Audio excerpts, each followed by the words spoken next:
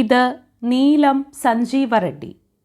1977 മുതൽ 1982 വരെ ഇന്ത്യൻ രാഷ്ട്രപതിയായിരുന്നു നീലം സഞ്ജീവ റെഡ്ഡി.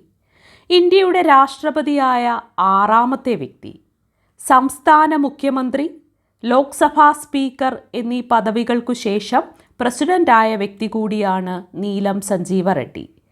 ബിരുദധാരിയല്ലാത്ത ആദ്യ രാഷ്ട്രപതി. എതിർ സ്ഥാനാർത്ഥിയില്ലാതെ രാഷ്ട്രപതി സ്ഥാനത്തേക്ക് തിരഞ്ഞെടുക്കപ്പെട്ട ഒരേ ഒരു രാഷ്ട്രപതി കൂടിയാണ് നീലം സഞ്ജീവ റെഡ്ഡി. ആന്ധ്രാപ്രദേശിലെ ആദ്യ മുഖ്യമന്ത്രിയാണ് ഇദ്ദേഹം. ലോക്സഭാ സ്പീക്കറായി തിരഞ്ഞെടുക്കപ്പെട്ടപ്പോൾ നിഷ്പക്ഷത പാലിക്കാൻ സ്വന്തം പാർട്ടിയുടെ അംഗത്വം രാജിവെച്ച് മാതൃക കാട്ടിയ നേതാവ്. ജനതാ സർക്കാർ രാഷ്ട്രപതിയായി തിരഞ്ഞെടുത്ത വ്യക്തി. ഇന്ത്യൻ പോസ്റ്റൽ ഡിപ്പാർട്ട്മെന്റ് നീലം സഞ്ജീവ റെഡ്ഡിയുടെ സ്മരണാർത്ഥം അദ്ദേഹത്തിൻ്റെ 100ാം ജന്മവാർഷികത്തിൽ, അതായത് 2013 സ്റ്റാമ്പ് പുറത്തിറക്കുകയുണ്ടായി.